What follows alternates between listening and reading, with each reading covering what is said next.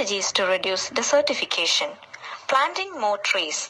The roots of trees hold the soil together and helps to reduce soil erosion from wind and rain, improving the quality of the soil.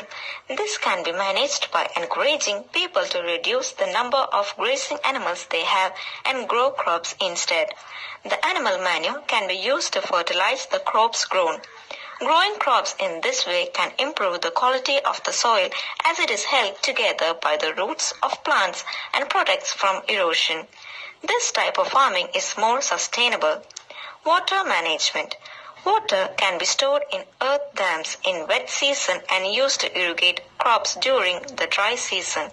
This is an example of using appropriate technology to manage water supplies in desert environment. Magic stones are circles of stones placed on the ground to hold water on the soil, rather than letting it run quickly over the surface. Drip irrigation is where water drips slowly onto the ground from pin-sized holes in a hose lying on the top of the soil.